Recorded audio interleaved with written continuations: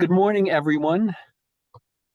Um, this is National Poetry Month, and we are um, maybe a week away from Shakespeare's birthday. And I thought, well, it's time we did some Shakespeare,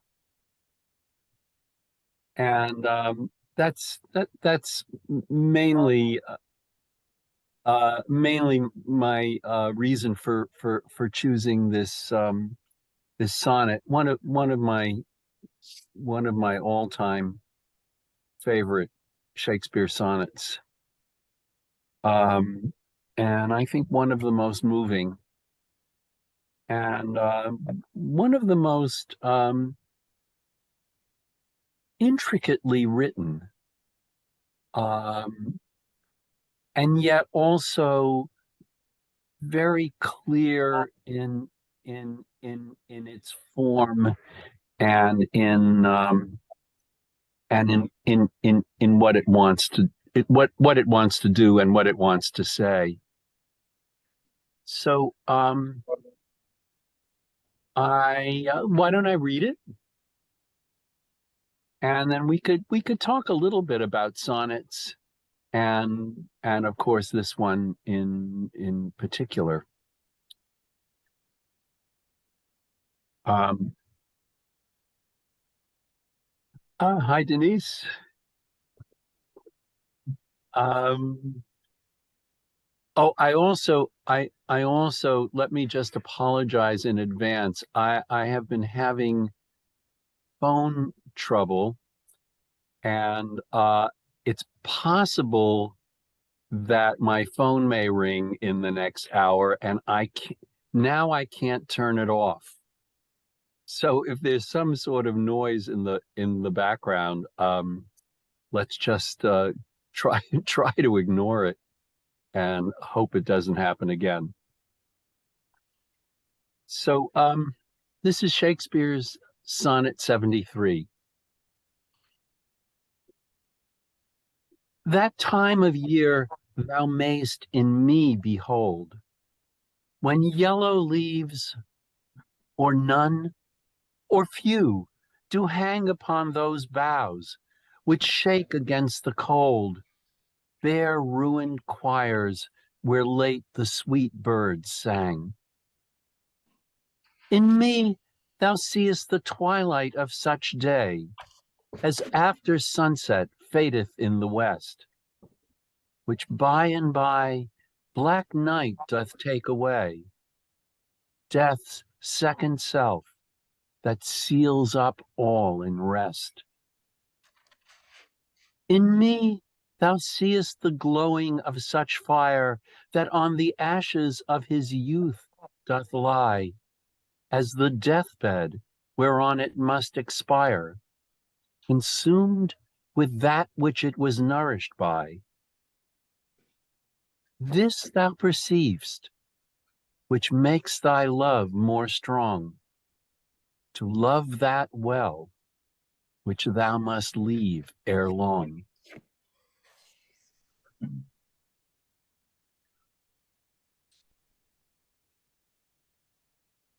Um,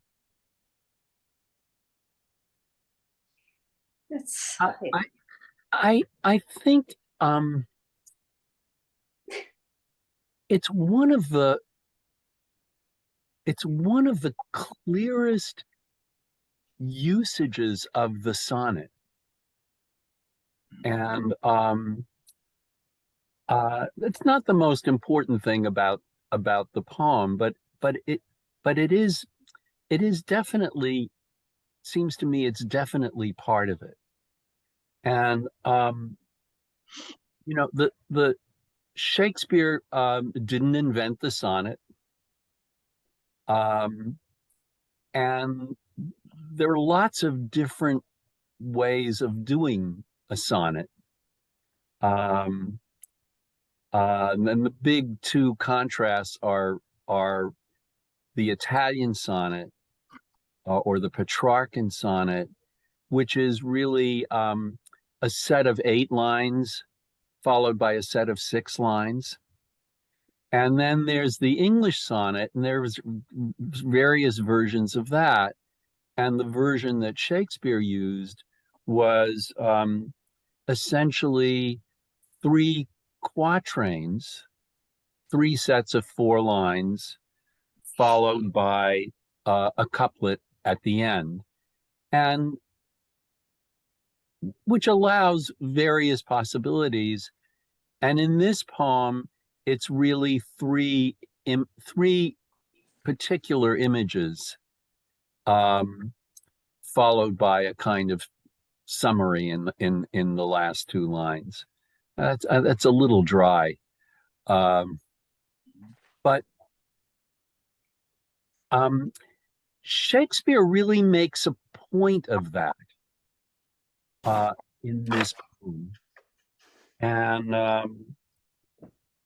the point he makes is in the repetition of the phrase "in me" at the beginning of each quatrain. That time of year thou mayest in me behold. In me thou seest the twilight of such day. In me thou seest the glowing of such fire.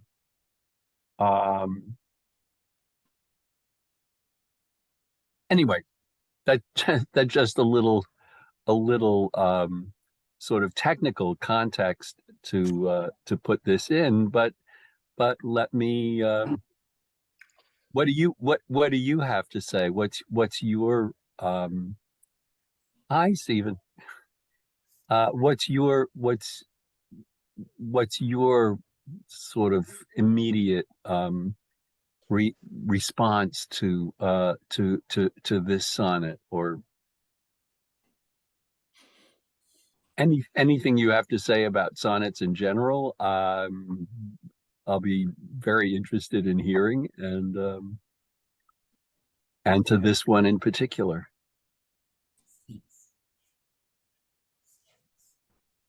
Oh, do you like this poem? It's a great poem. Something that struck me about it Yeah. was how it stands out in a succession. The 10 preceding sonnets are all more or less on the same theme, and compared with this one, they all feel a little mechanical. Lots of wordplay. You know, it. I don't mean to trash them, but they're just not as engaging as this one. To me. Can you say in what way you were particularly engaged by Well, I think it's the succession of images. He's they don't feel like wordplay. Whereas in the earlier ones, there's the wit is overbears the content in some ways, to my reading. And starting with 63 and moving on, they're just not as good. I would say, growing up especially, the sonnet was sort of the exemplar of poetry. It was the thing that I thought of when I thought of poetry.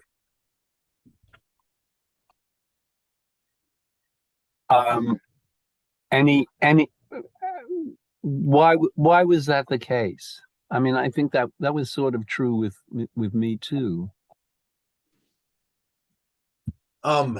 The combination of a form with the emotion, that especially the turn at the last 2 lines would catch me delightfully with.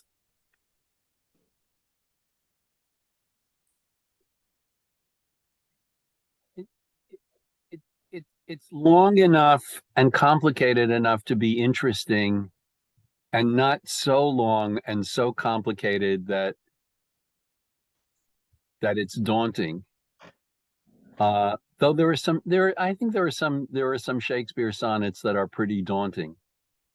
That are really kind of hard to parse. But this one is really the clearest, one of the clearest, and one of the clearest ways of using that form. And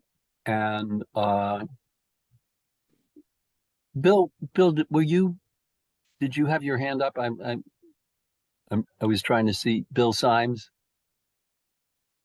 Were you? Oh, okay. No, sorry.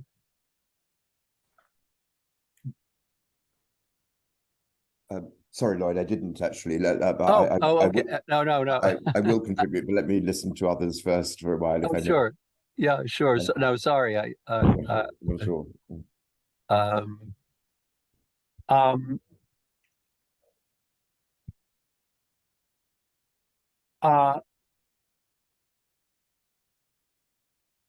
I don't know. Shall we just go through it, or do you have Yes. anything? Yes. Anything? Okay, Gail. If you have any more general comments, please feel free. So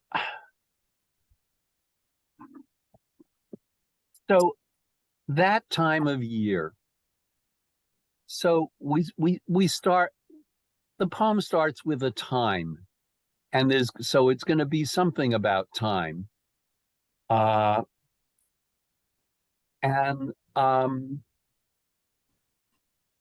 time is going to be really crucial in this poem. It's not just a way of beginning the poem.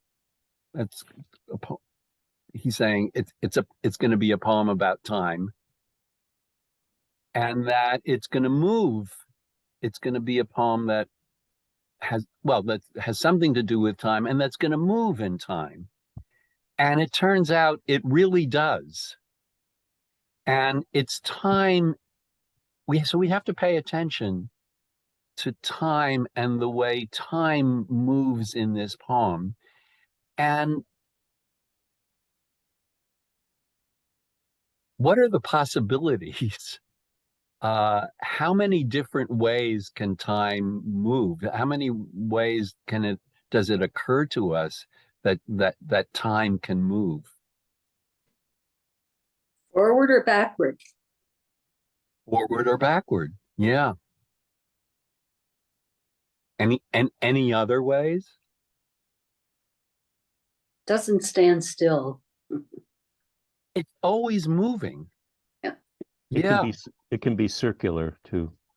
And it can be circular. Yeah.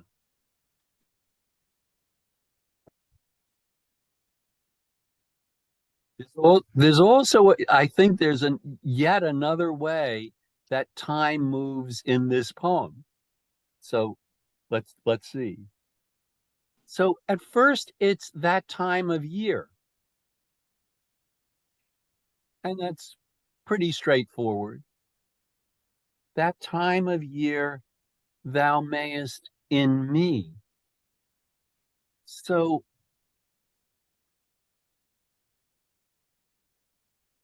we're alerted to time as a kind of metaphor.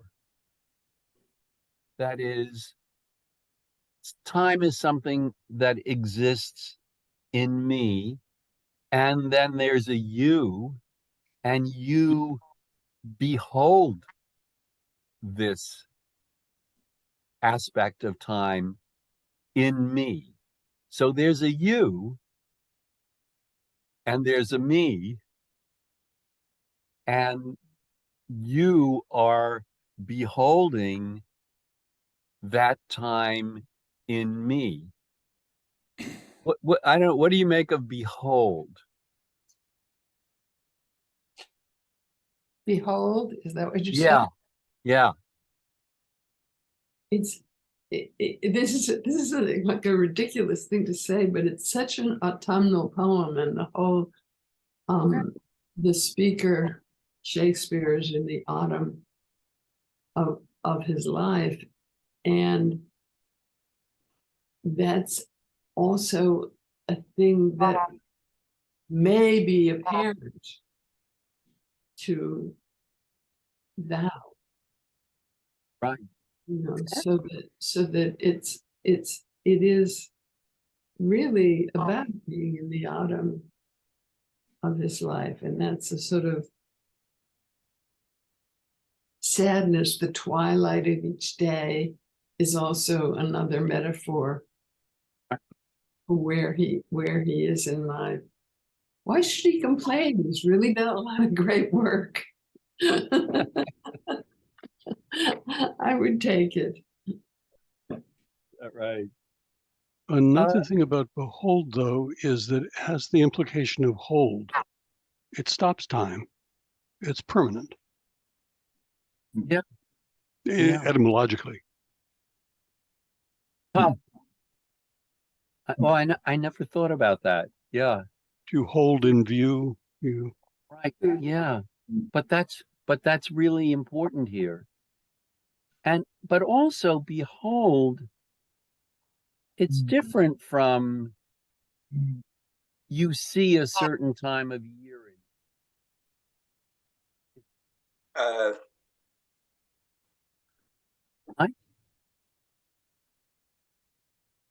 Were you going to say something? Yeah, I was only going to say that behold conveys a sense to me like the empathy that's involved in really seeing something, like you're becoming part of what you're seeing. That to me is sort of the emphasis that comes to behold, that makes it a little stronger than see. I think behold is like Can't hear you, Lloyd. Okay. There. Wait a minute. No, that was better. Is this better now? Yeah. Yes. Lloyd, Yes. behold is also a biblical reference. Yes. At least in King James. It's very often used for larger than small events and larger than small references, and it's sort of prophetic. Yeah, although wasn't Shakespeare writing prior to the King James edition? Well, yes, I shouldn't have. Contemporary. Temporary. And there's a sense that behold is used, behold, exclamation point. Right. That it's that you may have noticed that I'm getting old. You may have held that in me. Right. But even more than noticed, it's a it's a kind of vision. It's pay attention. Pay attention. Behold. Yes. And the word contains old. Oh. I hadn't thought about that either. Yeah. In relation to, sorry, I'm not sure if I've talked across someone. No, go ahead. In relation to the different conceptions of time which you introduced, the cyclical and the linear, and whichever one you're holding in reserve to spring on us later, which I can't guess, but it sort of invokes the seasonal analogy, but it's only partially apt, isn't it? And it's the partial aptness which is stinging and troubling, because if we really were like seasons, then our youth would come again with the turn of the year. But of course, he invokes cyclical movement, but in reference to a movement of his own, which is purely linear and irreversible. And that's some of the poignancy of the line resides in that mismatch. The other thing which occurs to me is that we don't yet know that he's addressing, well, if we consider this poem in a vacuum, I mean, we don't. Perhaps if we consider the sequence, we do. But we don't yet know that he's addressing a younger man, but it seems to be implied. You know, you can see the signs of old age in me, but you wouldn't really be self-conscious about it if you were in the company of someone of your own generation in whom those signs of old age were mirrored back at you. So I like the way that there's an implicit identification of the addressee as a younger man in the very first two lines. Yeah. Hmm. Yeah. I think that's right. Hmm. So there's something is important that in that behold, that almost that kind of visionary awe or insight or something penetrating. That time of year, thou mayest in me behold, and then think of the way time works in the second line. I actually think the second line is one of the great moments in Shakespeare. When yellow leaves, or none, or few, do hang upon those boughs. What do you make of the order of that list of what the yellow leaves are doing or not doing? Achievement. I'm sorry? Creative achievement. Can you explain that a little more? Well, I mean, Shakespeare is the great creator of plays and poems, and not all of them are yellow leaves. Sometimes they fail, sometimes not. I see. They talk about a succession, and the succession may not be linear. Yeah. Could you push that a little further? I'm not capable. Doing think pretty there's a well pun? so far. You think there's a pun on leaves and pages? Probably. Huh. You'd expect a sort of a sequence of decline, wouldn't you? So, and there's Yes. nothing metrically to prevent few and none changing places. It could have been when Right. yellow leaves Exactly. or few or none. But Could have been, right. Very and- easy to have said when yellow leaves or few or none. Yeah, but doing it this way, it's as if he lurches to the worst conclusion, none, and then tries to retrieve some vestige of consolation. There might be a little bit of life in the old dog, as it were. Yeah. I think you put that exactly right. That there's nothing in the form or the technical aspect of the poem that couldn't have been very simply linear. That the sequence in a way is more logically or more familiarly, well, there's a lot and then there's less and then there's none. Yeah. But here there's really a kind of, and I think Bill nailed it, that there's a kind of emotional arc that, and I like adding Yehudi's point about artistry and accomplishment, but that because I think that's part of this, but this is very much a poem about time, and it's about how Shakespeare is how we are dealing with time, and that time is partly I don't know, what do we want to say, psychological as well as chronological. And then there's life in the old boy. Well, no, it's not all gone yet. Yellow leaves.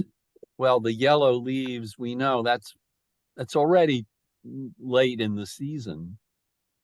And then there may be nothing left. But no, wait. But no, there might be a few. There might be a little, and we know this is metaphorical. That these leaves mean something besides just leaves. But Gail, were you going to say something? Oh, I think that order is part of what's so moving about this sonnet, which is very wise, but also Shakespeare himself is struggling with the reality of age. Even writing the sonnet is a defiance of losing one's power and skills, losing the life trailing away. So that is what it's about. And also it's a stay against this. Writing the sonnet itself is also a stay against erasure. But isn't Shakespeare in his 30s when he's writing this? I mean, this is the voice of an older man, yes, but this was written in the 1590s, isn't it? Correct. Yes. We talked today about 80 being the new 60 in 1540. 30 was the new 70. I mean, it's yeah. I mean, Shakespeare was, how old was he when he died? 64, 74, 84, 94. He was so right? 40, 42? 52. No, 52. 52, yeah. Sorry, my arithmetic. So And 45 when these are first printed. yeah, although, I mean, we really, I think we still don't know the whole story about how they got to be printed. Evidently, Shakespeare did not publish them himself. And we really don't know how they got to be published. And we don't really know, at least the last the last I heard, we don't really know what order he wrote them in. And that these are not necessarily in his order. And we know that there's a problem with them because some of them are so badly printed that lines are repeated and some words are left out, and it's almost impossible. I mean, this is not generally the case, but there are examples of sonnets that are clearly not printed the way they were written. Bill? Oh, I'm sorry. I see your hand up, but it's just you're just being a cigarette holder. But they were printed in his lifetime. So the sonnet. Yes, they were, but not evidently not by him. Yeah. But sorry. We know there was sorry, Susan. We know there was a lot of piracy, and Shakespeare was already pretty. I mean, he hadn't written his greatest work yet, but he was already pretty well known, and there was a lot of piracy, and including of the plays, and certainly some of the versions of the plays are not accurate versions. The version of Hamlet that has the famous speech beginning, "To be or not to be, there's the point," was clearly not the way Shakespeare wrote it. And but that's the way it was printed that's the way Hamlet was printed for the first time. So I think we can't quite trust. Certainly some of the sonnets we can't trust, and we can't trust the order. But we can trust the poems. Yes. Yes, that we can. Although there are some poems that have like repeated lines in them that are clearly not correct, but not many. But there some or none or a few. Lloyd. Yes. I'd like to pose the question as to the succession of things which really relate to the renewal of nature in the world. The things may decay and there's a season to them, and the circular time that's alluded to is present. Do you think this is a kind of hidden manifesto of his belief that there will be life after death? No, I don't. Personally, I don't. Well, I mean, you know so much more about, of course, his literature. Well, we don't. We don't really know. I mean, he was sort of brought up to be religious, but the play,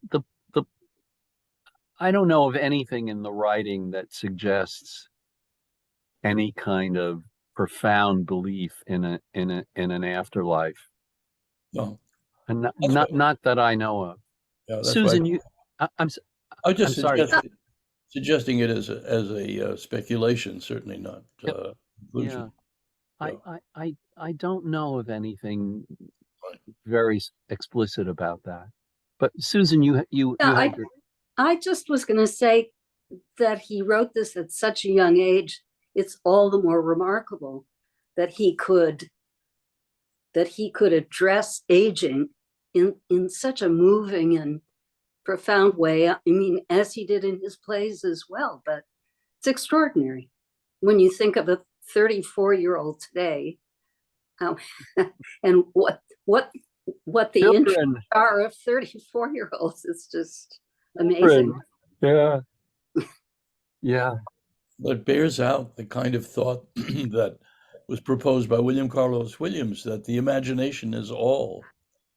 And when we think of Mozart's or Bach's ability to present age or something which has to do with wisdom at very early age, we see that it's in part of the human imaginative capacity.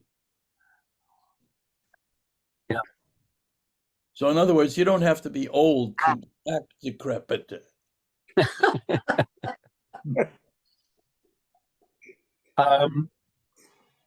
So yellow leaves or none or few do hang. So hang is also not exactly gripping. They're just they're hanging on. Upon those boughs which shake against the cold.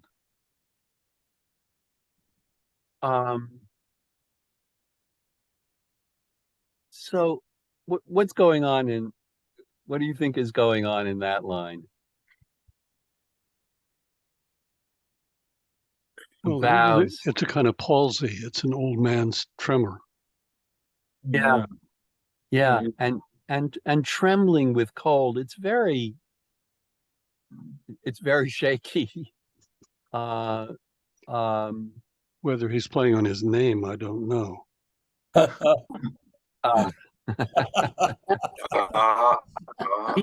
Which he was known to do. He was known to do. Upon those boughs which shake against the cold. Shake against the cold. So it seems to me that there are a number of possibilities for that. I mean, shaking against the cold is, I think the first thing that comes to mind is just shivering. And that in a way he is, well, he's seeing, or the person that he's speaking to is seeing, Shakespeare is imagining that the person he is speaking to is seeing him shaking with cold, shivering with cold. But also this shaking against also seems to me a little bit, damn it, it's too cold out. I'm not warm enough. I can't protect myself well enough. Does it suggest vulnerability? Yes. Yeah. Yeah, no, I think exactly. That's exactly right. Which shake against the cold, but also kind of protesting the cold. Both vulnerable and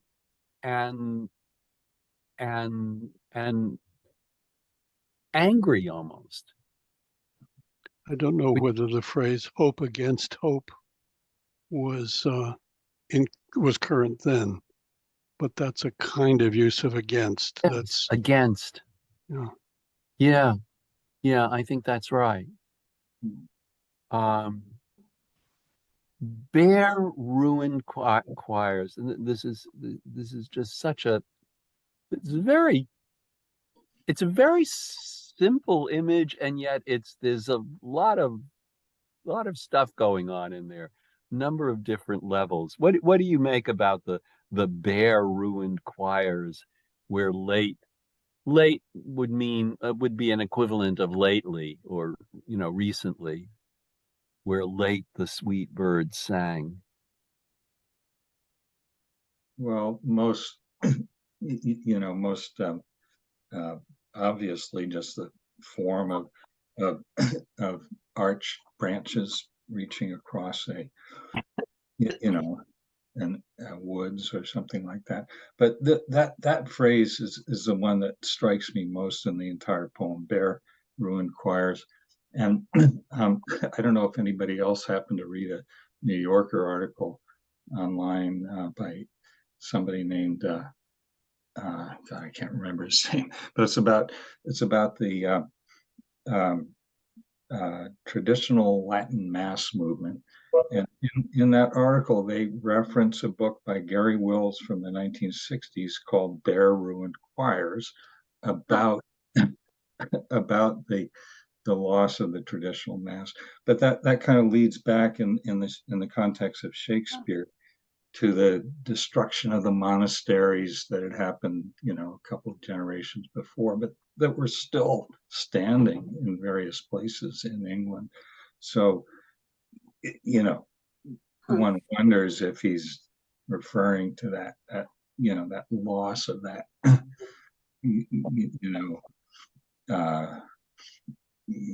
source of beauty and social peace, I guess, in some. I mean, it obviously has many aspects to it, but anyway. Well, it does have many aspects to it. I personally wouldn't start there. I mean, and you're certainly right. The possibilities are really very broad. But just explicitly, I mean, just on the sheerest surface, in terms of what that image is describing, what do we make of that? Yeah, I unfortunately, people are leaving notes in the chat, and let me just say the print is too small for me to read, and then they go by so fast that I never get to see them. So I would really be grateful if you just said what you were thinking, and please feel free to interrupt me. But what is that line? The bare ruined choirs where late the sweet bird sang. What does that mean on the most explicit level? Well, ruin, the remains of the ruins of something that was important, and the choir, the birds might be the singers in the services, in singing creatively or whatever.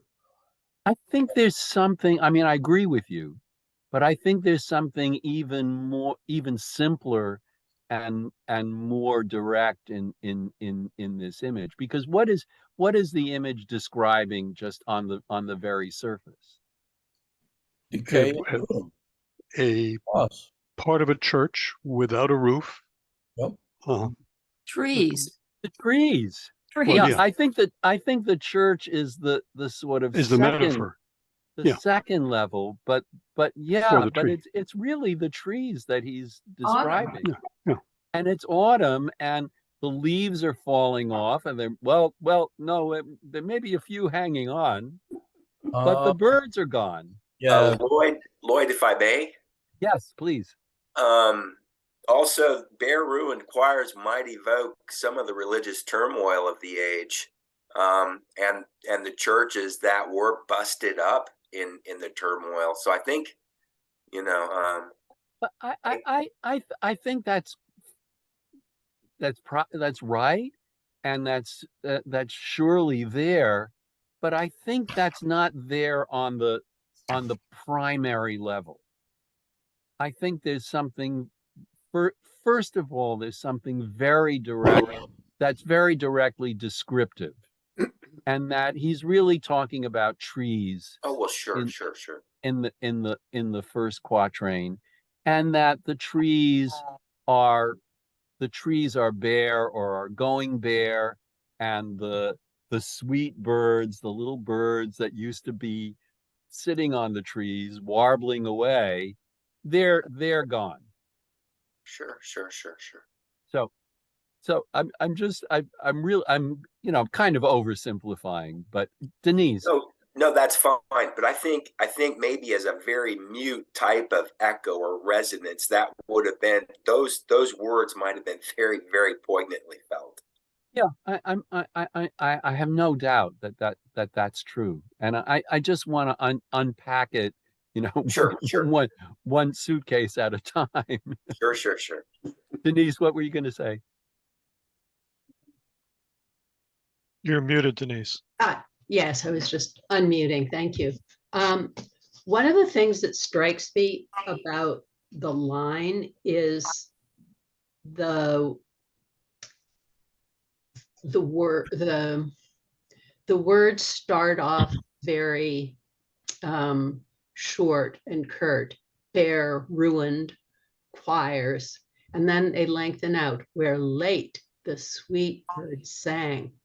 And I don't think that's an accident. It makes the present harsher, but also shorter than the memory of the past. That's nice. So I just, as I say, I just want to unpack this, one step at a time, because I think we begin as a description, that time of year. And it's the time of year when there are yellow leaves. Some of the trees are completely bare, but then no, I'm looking more carefully, and there are still a few leaves hanging on. It's not yet winter. It isn't yet winter. Yet winter. Not quite. Yeah. And there used to be birds singing in the trees, but they're not there anymore. But then I think the next step is that what is the primary metaphor? what is what is this little scene in nature? Maybe outside of it, maybe in a churchyard, maybe next to a church, but it's an outdoor scene. What is it being compared to? What's the primary thing that it's being compared to? The human body. In me. That time of year thou mayest in me behold. So yes, this is what you more than just see. It's what you perceive. What you perceive, yeah. And what you perceive is someone with not very many leaves left who is shaking against, either shaking with or protesting against the cold, holding up his fist, protesting against the cold. What does this have to do with with birds that used to be singing and that aren't singing anymore? No, I can't write anymore. No more thoughts come, no more songs. Yes. Mm. We can't hear. Oh, Lloyd, we can't hear you. I don't know what I can do, but I can repeat. Yes, please. There might be something with my Wi-Fi, so I don't know, because I'm not doing anything. But so the point is, I will try to repeat that that this element that the person that Shakespeare is writing to is observing, is noticing, is perceiving in him is both his age, his frailty, his frustration, his anger maybe, but also that the little birds that used to be singing on those branches aren't there anymore. And that's so, and that really, if we're talking about what's in him, that's his life is metaphorically singing. He's a writer. That's a very common image. Give me your song. Sonnet even means song. Well, a little sound anyway. And then late, I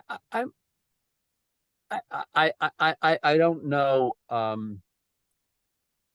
Technically, I don't know the etymology of the use of the word late, but it certainly, sets off an alarm with me, where late the sweet bird sang, and it just feels like, it's the death of his art. I mean, that may be a stretch. No, and late certainly means lately. Literally, it really is the equivalent of lately. But when I read this poem and I see where late the sweet birds sang, I can't help but think of late as a kind of death. Yeah. Lloyd, I think Ruth wanted to ask a question. Oh, I'm sorry. Oh, Ruth, hi. I wanted to call. Oh, yeah, good. Hi, I'm so glad you're there. Maybe this is a good place at the end of the first quatrain, following up a little bit on what Denise was saying, although I don't quite follow what she's saying. But the difference in the rhythm of the first 12 lines compared to the last two strikes me as really profound. It makes the last two really hit you. And whereas the rhythm in the rest of the poem is a bit desultory. I mean, you can linger much more over it. I think there's a big change in the rhythm. I'm glad you brought that up because I think there's already a kind of big change in the fourth line of the poem. That time of year, the first three lines are mainly pretty regular iambic meters. That time of year thou mayst in me behold. I'm exaggerating, of course. When yellow leaves or none or few do hang upon those boughs which shake against the cold, bare ruined choirs where late the sweet birds sang. It's not bare ruined choirs where late the sweet bird sang. It's really it's much less fluid. It's much more staccato. It's much more sort of every syllable kind of hit. Don't you feel that? Spontaneous substitution in the first foot, is it? Yes. Yeah.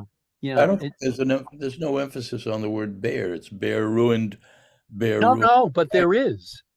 But there is. You can't read it bare ruined. It has to be. There has to be a metrical substitution there. Bare ruined choirs. I mean, Shakespeare is forcing that change from the expected da da da da da da da da da to da da da da da da. It's really, and you can't read it in a kind of normal iambic way. It would be betraying the line, and he's allowed to do that. I mean, and he's a master at doing that. And I think we see that in that fourth line. Can I just go back to one thing, Lloyd? I'm sure you're right about the where late the sweet bird sang, or Yehudi is right, whoever said it, about that being a lament for his dwindling artistic powers along with his dwindling physical capacities. But is it depending on which bit of that line you see as an image for his condition? You could, if it's just the bare ruined choirs, as it were, which suggest his physical decline, then you're left to read where late the sweet bird sang as an image of his desertion or abandonment by others. He's no longer as attractive as he once was. His physical attractiveness has dwindled. He's now a bare ruined choir, and the birds who might have been drawn to him all go off, migrating, as it were, to sunnier climes, to Great. younger people. Great. Good. Excellent. Yeah. So then we certainly come to a stop. There's a period. The whole first quatrain, the first four lines are one sentence. And then we get to the next sentence. In me thou seest. And there's just a very explicit echo of thou mayest in me behold. And this is maybe this isn't quite so dramatic, but it's very explicit, and it's very much, I think it's very much telling us, oh, we are now in the second quatrain. This is the next step. In thou mayest in me behold, then in me thou seest, and then we have a new image, and it's not an image of a season, but it's the image of a time of day. Denise? I'm trying to read what you wrote. Could you just read it? It's kind of a clarification of what I was trying to say before about the fourth line, which is its staccato at the beginning, but then it draws out into the longer vowels of late, sweet, and sang. Right. So, and ruined is almost, although it's two syllables, is almost said as if it were a single syllable. So it is that very abrupt at the beginning, and then it's modulated into a more drawn out length of words. Right.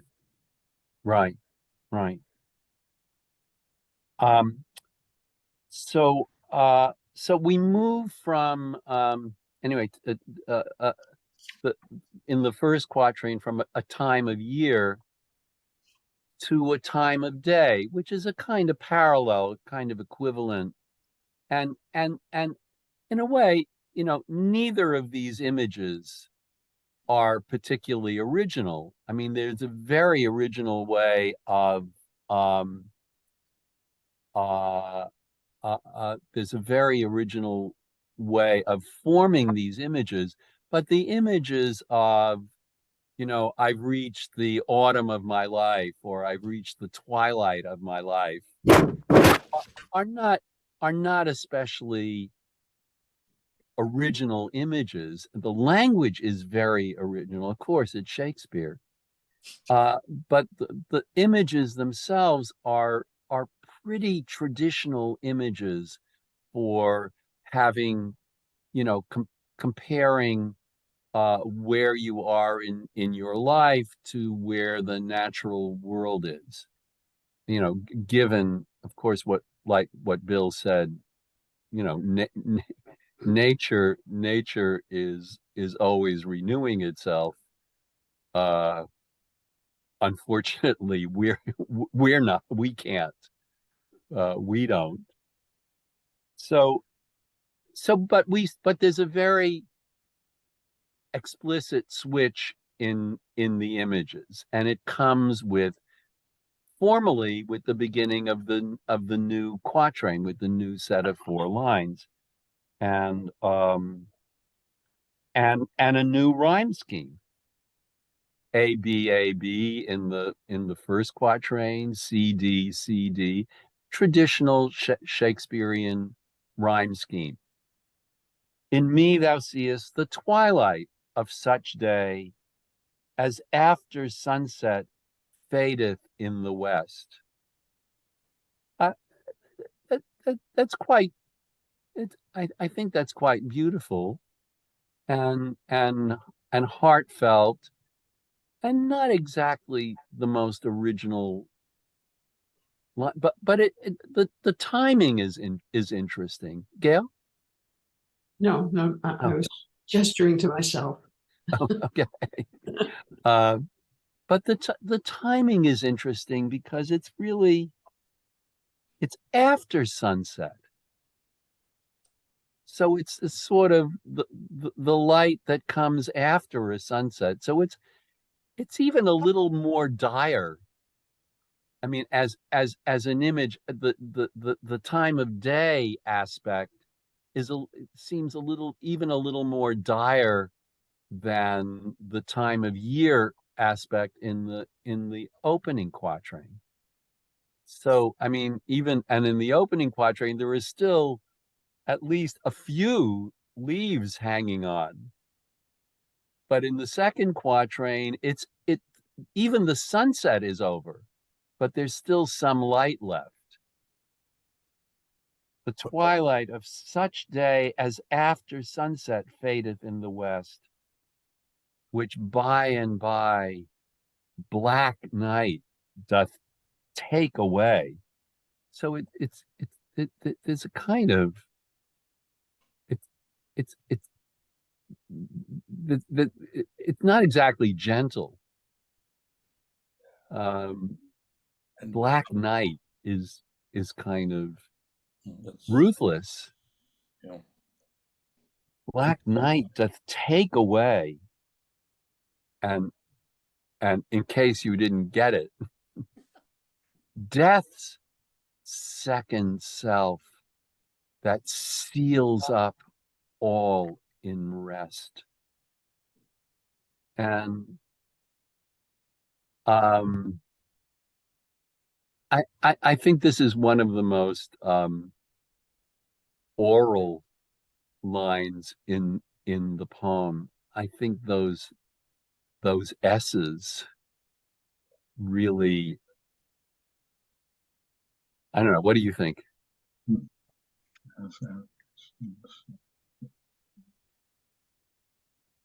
As after sunset fadeth in the west, which by and by black night, all those B sounds, by and by black night doth take away. Death's second self that seals up all in rest. Like the air going out of the balloon. Yeah. And the process is accelerating. This is just taking Accelerating. Yeah. as opposed to the seasonal. Yeah. And the metaphor for sleep, which is often compared to consciousness. And self. Death's second self. That second self is sleep. Yeah. But there's also a kind, it seems to me there's also this shushing noise. Stealing up, and steals. Does that trigger anything in any kind of image in you? The coffin? Yeah. That's sort of what I get. That steals up all in rest. Ugh. Yeah. So it's not a sort of flamboyant image. It's a very traditional image. Gail? She's no. Oh, you do look like you have your hand up. I'm conducting the line here okay. for myself. Yeah, good. Do you have any sense of what's going on about the sounds of these lines?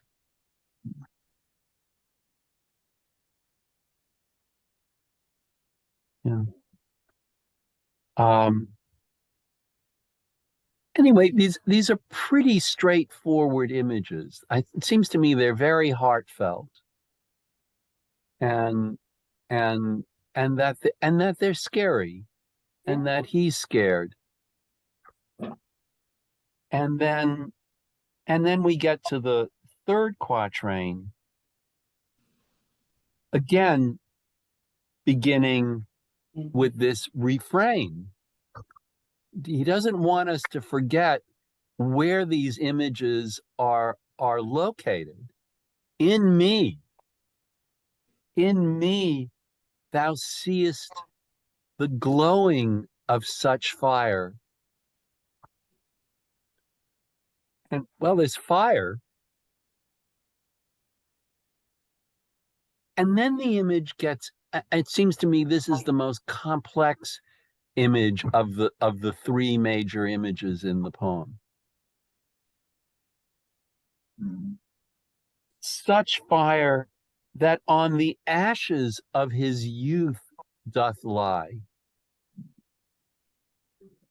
And his is interesting. I think it's hadn't become a kind of standard usage yet. It is a little modern as a kind of pronoun, is a little more modern as a pronoun. So, but it's interesting to hear that on the ashes of his youth doth lie. As the deathbed, well, again, it's pretty explicit what's behind this poem. As the deathbed, whereon it must expire, consumed with that which it was nourished by. And that's one of the most, that's one of the kind of, it's as if this, it seems to me it's as if Shakespeare, that this has now occurred to Shakespeare, that the life you live is consumed by living it. Yeah. Which is tricky, and sort of puts you in a kind of, it's a kind of built-in challenge. Isn't it? If you're, I mean, you could not live, and you're kind of trapped with whatever you do. And that maybe the more intensely you live, this is very kind of Homeric even, that the more intensely you live, the more your own life is devoured in that intensity. In me thou seest the glowing, and glowing is, what do you make of glowing? The end of the ashes. But yes, but still glowing. Yeah.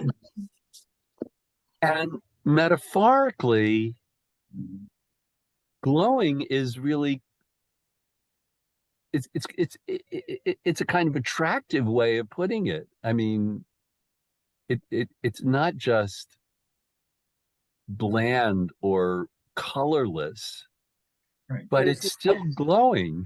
Yeah. It's not flame. It's steady. There's a solidity to it. The coals are somehow more satisfying than all of the flutter. Oh, I don't know about more satisfying, but maybe Well, satisfying in a different way. That's my judgment I place upon. Yeah. That's my right. quality. Well, Assessment. you're that's legitimate. But it's not just dire. It's not just total darkness. It's not just blackness, but there's something still alive in it, Yeah. even at the end of this image. So, but do you see? I think one of the things that I love so much about this poem is that these images, they're not exactly surprising images, but they're put together in such a kind of dazzling way that you feel the world closing in on you. It's a time of year. Denise, yeah. Oh, That's not my phone. Okay. I think that last image describes very well the burning down of a fire, in which you do get embers which do glow, and as Bill Symes said about the few leaves, it's a suggestion that there's life in the old dog yet, because embers are very hot, and embers can start fires afresh because they have such concentrated heat. Hmm. Yeah. It feels to me like there's an intimacy in the third quatrain. He's moved in from outdoors. It's not a season or a time of day, it's a moment. It feels like it's closing in. Full closing in. And that, I think that's what's one of the things that's so sort of profound about this poem and brilliant about the way the poem moves and becomes both more desperate and more inevitable, more hopeless in some way, but the way that it's sort of, it's still hanging on. in these images. There's so much life in these images, but there's this whole kind of narrowing down, a time of year, a time of day, and then this little place on the this little spot on the fireplace with the embers left, and consumed and nourished, and I just find that so moving, and so personal. And the glowing. This, yeah. Sorry, Lloyd.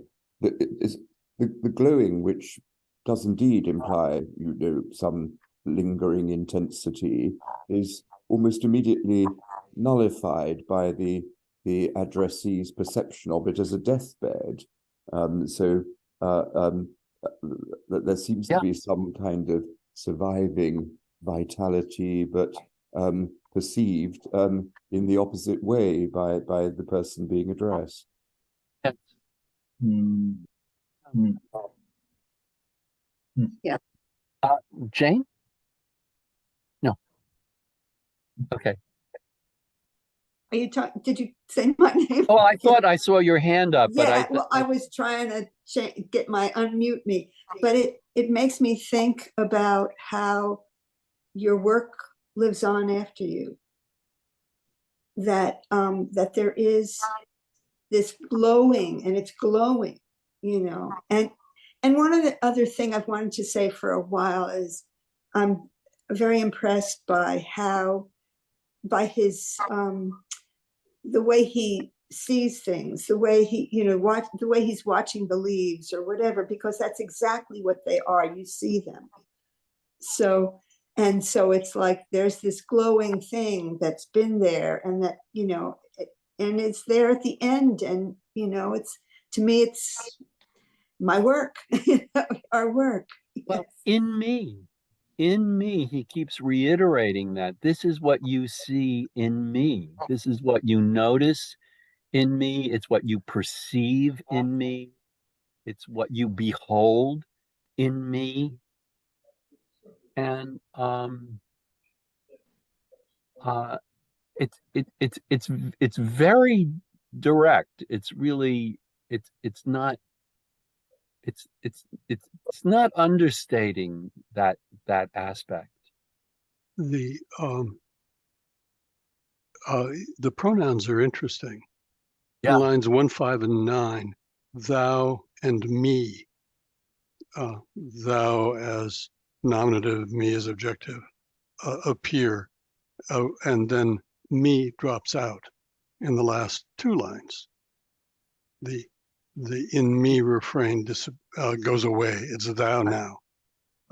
There's no I in it. It's always me as object. Right. Do you know the linguistic resonance of thou as opposed to you? It's changed quite a lot, actually, since Shakespeare's time. Other than thou as a singular? Isn't it related to the formal and informal? Yes. Informal, thou is formal. No. Just the opposite. Yeah. Just the opposite. It's become formal for us. We think of thou as sort of pretentious and maybe theological or something like that, but thou was the intimate form. You was a little more polite, and it's what you said to your most intimate. I and thou. I thought it was thou. Thee and do, thee, sie, and du in German are the Z's formal, du's informal. So I had always thought that thee was the equivalent of Z in the German. No, it's the objective. Yeah, and it's du is thou is the equivalent of thou. Oh, okay. So it's to our ears, the thou seems more formal, but it's really not to, as far as we know, not to Shakespeare's ears. Hi, Susan. This thou perceivest. So this, he's beheld, he sees, and now he has a perception. This other person. This thou perceivest, which makes thy love more strong. And then this is where it all comes down to, and it's profound to love that well, to love that thing that thou must leave ere long. Soon enough, I'm going to be gone, but you still love me.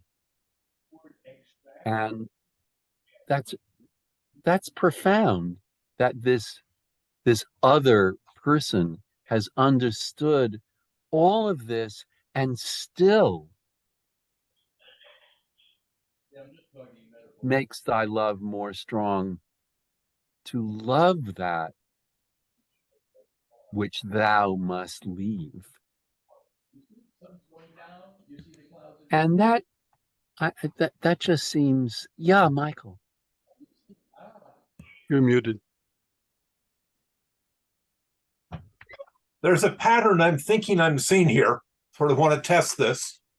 That there's a word in the last line of each quartet that introduces the next quartet. That the late in the first quartet introduces the twilight. Yeah. The death in the second quartet introduces the deathbed. And then nourish in the third quartet introduces the couplet. And there's this sense of the lover is nourished by the life of the addressee, the one who has gone before, and gives his art a nourishing in the next generation. I like that. I think that's very good. That makes a lot of sense to me. And I think implicit is a reciprocal feeling on the part of Shakespeare for his lover. That is to say, his lover's going to go quick too. It's not just me. You're going to love me. I'm out the door soon. You're out the door soon. But what we have is, but not so soon. Not so soon. But not so soon. Well, but it's a tribute. It's a tribute to his lover. Yes. That he has the capacity to love intensely, knowing this loss is coming. Yeah. Isn't it great and romantic to realize that this sonnet, which may not have been, we're not sure where it comes in the order of his sonnets, he was feeling at least that he was middle-aged at 32 or whatever it was. Right. Yeah, well, yeah. And that it was the sense of light being what is being slowly extinguished in the sonnet. And here we are. Here we are. Yeah. He couldn't know. He couldn't even imagine it. 2023, but imagine this poem, to say nothing of all his other work, still has its glow for us. I welcome any other comments, but I would like to read something to you. I'd like to read another poem that in my mind, is related very much to this Shakespeare sonnet. And it's a poem that maybe most of you don't know, but it's a poem by Elizabeth Bishop that she never published in her lifetime. And I think I don't know whether she was inspired by the Shakespeare sonnet, but she was in a similar situation of being in love with a younger woman. And I just happen to think this is her best love poem. So may Please, I read it to you? please. How can we say no? How can you say no? Right. It's called Breakfast Song. My love, my saving grace, your eyes are awfully blue. I kiss your funny face, your coffee-flavored mouth. Last night I slept with you. Today I love you so. How can I bear to go as soon I must, I know, to bed with ugly death in that cold, filthy place, to sleep there without you, without the easy breath and night-long, limb-long warmth I've grown accustomed to. Nobody wants to die. Tell me it is a lie. But no, I know it's true. It's just the common case. There's nothing one can do. My love, my saving grace, your eyes are awfully blue, early and instant blue.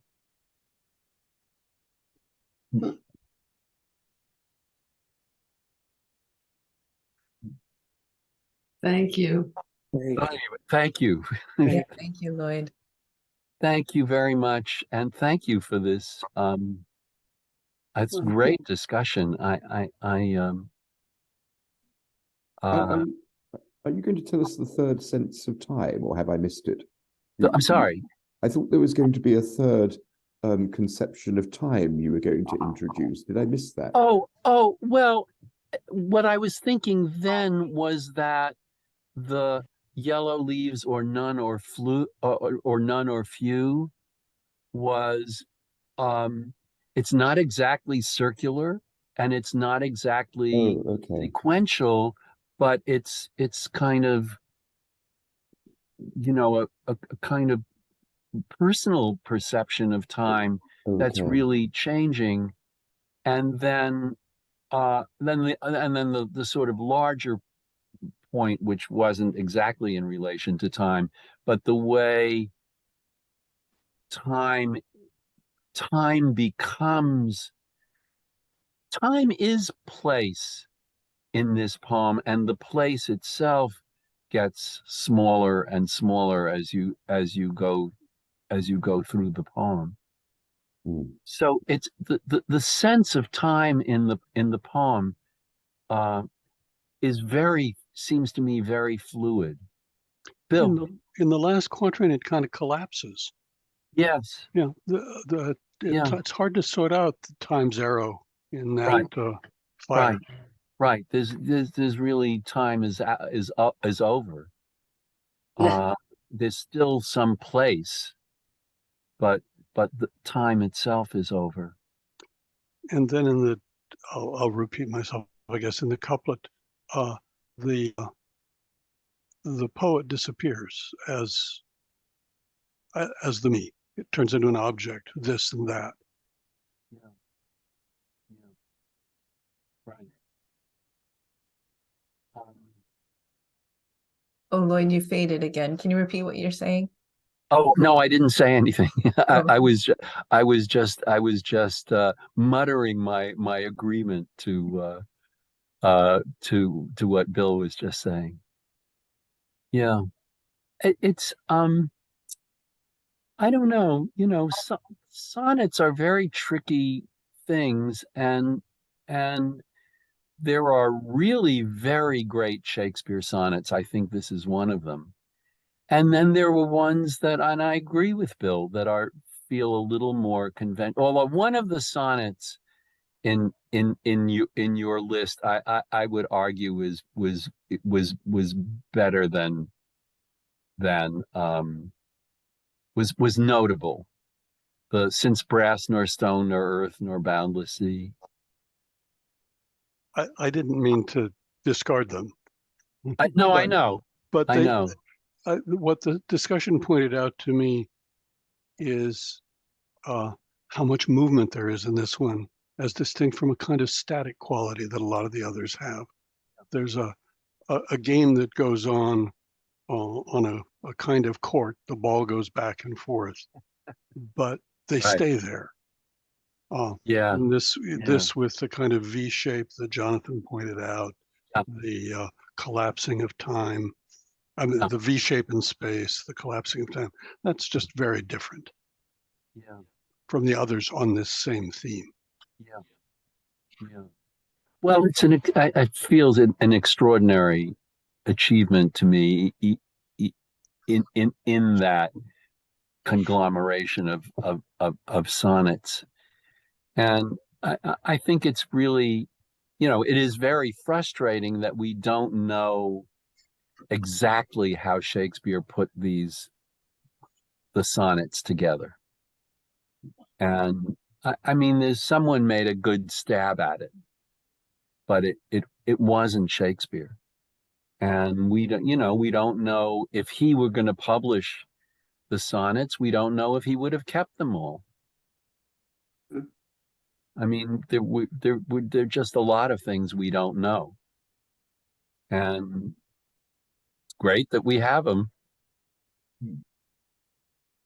A couple of times you mentioned that the three metaphors, the three main metaphors, are in some ways remarkable, except for what Shakespeare does for them. Now the question would be, were they that unremarkable when he first used them, or is our familiarity with them because we've spent so much time with this particular poem, so we think of them as that.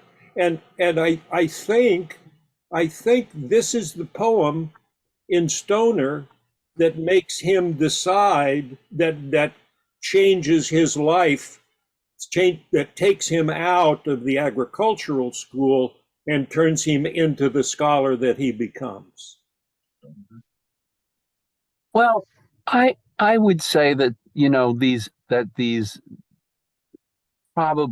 images go back to the Bible, and that just the images themselves are really are very traditional images, and they were traditional images in Shakespeare's time.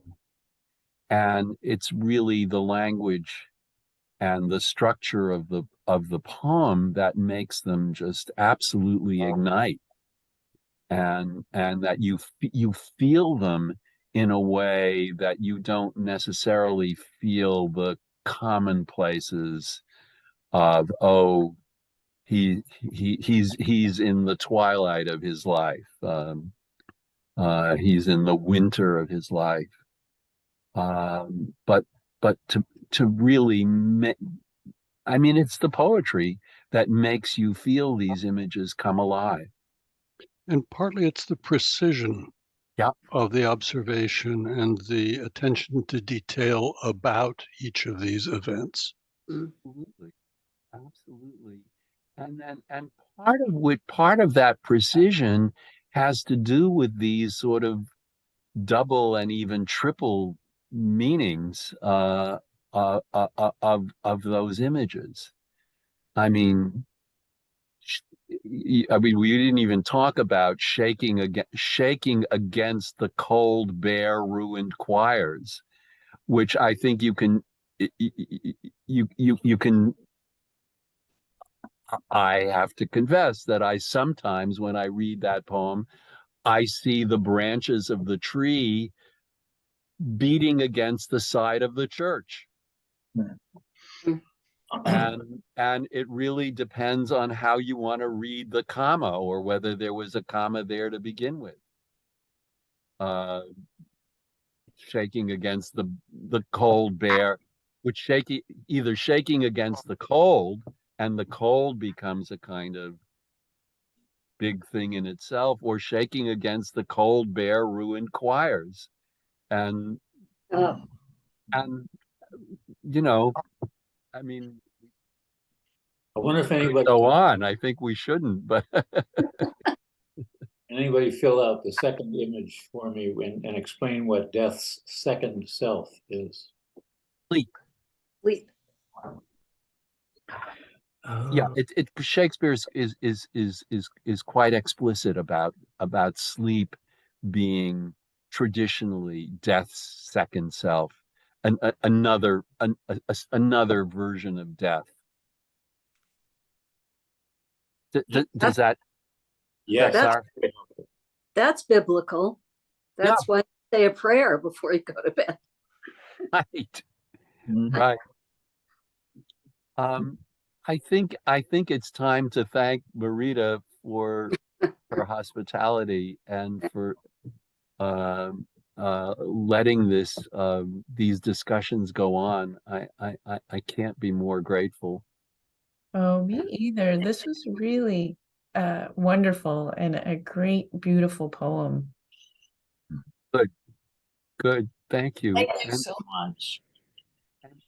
And thank you all for being here. Yeah, Mariana, of course. Very nice to see you. It's been a little while. And Gail, thank you. And I guess in the days that we think of the